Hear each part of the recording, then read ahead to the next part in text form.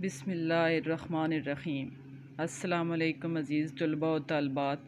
آج ہم اردو کی 8ویں جماعت کے سبق نمبر 5 جو صفحہ نمبر 27 پر ہے، سبق نمبر 5 نظم ہے جی ہمارے وطن کا نشان۔ اس کو آج ہم جو ہے سمجھیں گے، اس کی نثر اور تشریح کریں گے۔ تو پہلا بند ہے بیٹا، اس سے رشک فلک ہے زمین وطن۔ رشک فلک، رشک فلک کا مطلب ہے جی، فلک کہتے ہیں آسمان کو اور رشک کہتے ہیں خواہش کرنا۔ اس سے رشک فلک ہے زمین وطن کے وطن کے پرچم کی وجہ سے جو زمین ہے وہ آسمان کے لیے قابل رشک ہو گئی ہے۔ اس سے روشن ہوئی ہے جبین وطن۔ جبین کہتے ہیں پیشانی کو، کہ اس سے وطن کی پیشانی روشن ہے۔ ذرہ ذرہ وطن کا ہوا ذوفشاں۔ ذوفشاں کا مطلب ہے روشن۔ یہ نشان، یہ ہمارے وطن کا نشان۔ نشان سے مراد کیا ہے؟ قومی پرچم۔ اس جو پہلا بند ہے، اس بند میں شاعر جو ہے وہ قومی پرچم کی تعریف کر رہا ہے۔ قومی پرچم کی تعریف بیان کرتے ہوئے کہتا ہے کہ ہماری جو زمین ہے وہ آسمان کے لیے قابل رشک بن گئی ہے۔ کس وجہ سے؟ اس قومی پرچم کے۔ قومی پرچم جو ہماری سرزمین پر لہرا رہا ہے، اس کی وجہ سے زمین اتنی خوبصورت ہو گئی ہے کہ آسمان بھی اس پر رشک کرتا ہے۔ اس سے روشن ہوئی ہے جبین وطن، یعنی کہ ہمارے وطن کی خوبصورتی میں اضافہ ہوا ہے اس قومی پرچم کی وجہ سے۔ ذرہ ذرہ وطن کا ہوا ذوفشاں، ذوفشاں روشن، کہ اس قومی پرچم کی وجہ سے ہمارے وطن کا ذرہ ذرہ جگمگا رہا ہے۔ اور یہ جو نشان ہے، نشان سے مراد قومی پرچم ہے، کہ یہ جو ہمارا قومی پرچم ہے یہ ہمارے وطن کی پہچان ہے، یہ ہمارے وطن کی شناخت ہے، علامت ہے۔ یہ میں نے آپ کو اس کا مطلب بتایا ہے۔ ایک دفعہ اس کی تشریح دیکھ لیتے ہیں۔ تشریح میں پہلے بھی آپ کو بتایا تھا کہ جب بھی آپ تشریح کریں گے سب سے پہلے آپ جو ہے نظم کا نام اور شاعر کا نام لکھیں گے۔ تو نظم کا نام کیا ہے؟ ہمارے وطن کا نشان، اور شاعر ہیں جی اس کے جمیل الدین عالی۔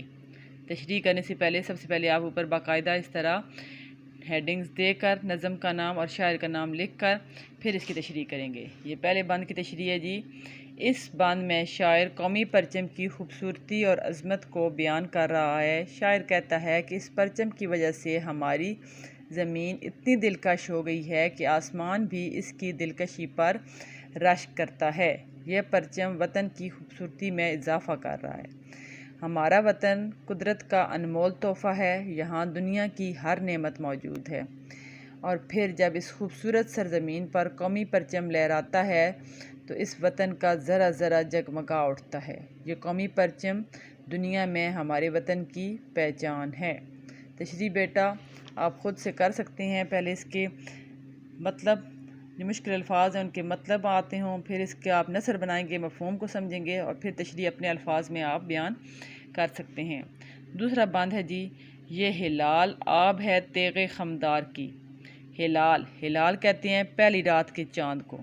پہلی رات کا چاند باریک ہوتا ہے، پتلا سا ہوتا ہے، تو جو ہمارے پرچم پر بنا ہوا چاند ہے وہ بھی آپ نے دیکھا ہوگا کہ وہ پتلا سا ہے، اس کو ہلال کہتے ہیں۔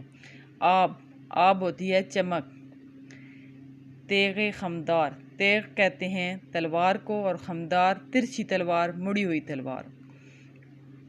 اب اس میں بند میں جو پہلے مصرع ہے اس میں شاعر جو ہے وہ چاند قومی پرچم پر بنے ہلال کی تعریف بیان کر رہا ہے، کہ جو ہلال کی چمک ہے، جو چاند کی چمک ہے وہ کیا ظاہر کر رہی ہے؟ وہ ایک مڑی ہوئی تلوار کی طرح نظر آ رہی ہے۔ یہاں تیغ جو ہے وہ علامتی طور پر استعمال کیا گیا ہے۔ اصل میں تیغ خمدار سے کیا مراد ہے؟ ہماری بہادری، کہ ہمارے پرچم پر بنا ہوا جو ہلال ہے وہ ہماری بہادری کو ظاہر کر رہا ہے۔ تلوار بہادری کی علامت ہے۔ چمکتی ہوئی تلوار کی جو ہلال کی روشنی ہے وہ ایسی ہے جیسے تلوار کی روشنی ہے۔ تو اس کا کیا مطلب ہے؟ کہ ہمارے پرچم پر بنا ہوا ہلال ہماری قوم کی بہادری کو ظاہر کر رہا ہے۔ یہ ستارہ چمک بخت بیدار کی۔ ہمارے قومی پرچم پر ستارہ جو بنا ہوا ہے اس کی جو چمک ہے وہ کس چیز کی چمک ہے؟ بخت بیدار۔ بخت بیدار ہوتا ہے خوش قسمتی۔ بخت کہتے ہیں قسمت کو، بیدار جاگتی ہوئی قسمت۔ جاگتی ہوئی قسمت سے کیا مراد ہے؟ خوش قسمتی، کہ ہمارے قومی پرچم پر بنا ہوا ستارہ ہماری خوش قسمتی کی علامت ہے۔ یہ نشان قوم کی سطوتوں کا نشان، سطوتوں کا نشان۔ سطوت کیا ہوتا ہے جی؟ شان و شوکت، سطوت شان و شوکت، کہ ہمارا جو قومی پرچم ہے یہ ہماری قوم کی شان و شوکت کو ظاہر کر رہا ہے۔ یہ نشان یہ ہمارے وطن کا نشان۔ یہ ٹیپ کا مصرع ہے، یعنی کہ ہر بند کے آخر میں یہ آ رہا ہے، اور اس میں شاعر کیا کہہ رہا ہے کہ یہ جو قومی پرچم ہے یہ دنیا میں ہماری پہچان ہے، یہ ہمارے وطن کا نشان ہے، یہ دنیا میں ہمارے وطن کی علامت ہے، ہم اسی سے پہچانے جاتے ہیں۔ یہ مشکل الفاظ کے معنی اور مفہوم ہو گیا۔ اب اس کی تشریح دیکھتے ہیں۔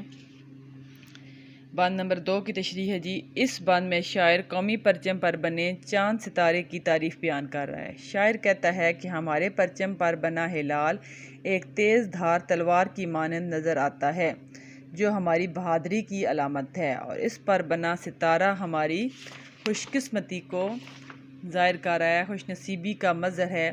یہ قومی پرچم ہماری قوم کی شان و شوکت کو ظاہر کر رہا ہے۔ یہ چاند ستارے کا نشان ہی دنیا میں ہماری پہچان ہے۔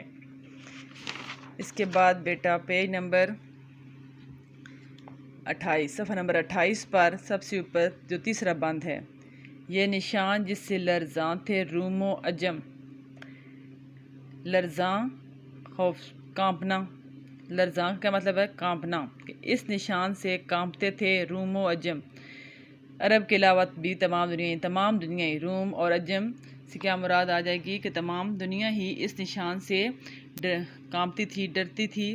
یہ نشان جس سے ترساں تھے خاقان و جم، ترساں ہوتا ہے ڈرنا، خوف زدہ ہونا، لرزاں کانپنا، ترساں ڈرنا، خاقان و جم، خاقان جی چین اور ترکی کے بادشاہوں کو کہا جاتا ہے خاقان، اور جم سے مراد یہاں کیا ہے؟ ایران کا بادشاہ جمشید، ٹھیک ہے۔ یہ بہت ہی بڑے عظیم بادشاہ تھے، چین اور ترکی کے عظیم بادشاہ اور ایران کے بادشاہ بھی اس نشان سے خوف زدہ رہتے تھے، ڈرتے تھے۔ یہ نشان جس سے تھا سرنگوں ایک جہاں، سرنگوں جھکا ہوا، کہ اس نشان کے سامنے تمام دنیا ایک جہاں ایک دنیا جھکتی تھی۔ یہ نشان یہ ہمارے وطن کا نشان، یہ قومی پرچم ہمارے وطن کی پہچان ہے۔ اب اس بند میں شاعر جو ہے وہ کیا کر رہا ہے؟ اسلام کی عظمت کو بیان کر رہا ہے، مسلمانوں کی عظمت کو بیان کر رہا ہے کہ یہ جو قومی پرچم ہے یہ صرف ہمارے وطن کا پرچم ہی نہیں ہے بلکہ یہ اسلام کا پرچم ہے، یہ اسلام کی شان و شوکت کو ظاہر کرتا ہے۔ تو اس میں بند میں مسلمانوں کے شاندار ماضی کا ذکر ہے، مسلمانوں کی ماضی کا ذکر کرتے ہوئے شاعر کیا کہتا ہے کہ میرے وطن کی تاریخ بڑی اہم ہے۔ اس بند میں شاعر قومی پرچم کو اسلامی پرچم قرار دے رہا ہے۔ شاعر کہتا ہے کہ ہمارا پرچم اسلام کی عظمت کو ظاہر کرتا ہے، سبز رنگ مسلمانوں کی علامت ہے، اور ایک وقت تھا جب ساری دنیا اس ہرے جھنڈے کے سامنے جھکتی تھی۔ اس نشان سے روم اور ایران جیسی بڑی بڑی سلطنتیں کانپتی تھیں، اور خاقان و جمشید جیسے طاقتور بادشاہ اس نشان سے ڈرتے تھے، اور یہی نشان اب ہماری قومی شناخت ہے، ہم اسی پرچم سے دنیا میں پہچانے جاتے ہیں۔ یعنی یہ پرچم جو ہے ہمارا یہ مسلمانوں کی عظمت کو ظاہر کر رہا ہے، اور اس نشان سے تمام دنیا خوفزدہ رہتی تھی، ڈرتی تھی۔ تو آج کے لیے بیٹا اتنا ہی کافی ہے۔ پہلے 3 بند کی تشریح ہم نے آج کی ہے، تو آپ نے بھی ان کے پہلے مشکل الفاظ کے معنی، اس کا مفہوم اور پھر ان کی تشریح کو اچھی طرح سمجھنا ہے، اور پھر اس کو لکھنا ہے، بلکہ خود سے اس کو مزید اچھا لکھنے کی کوشش کرنی ہے۔ شکریہ۔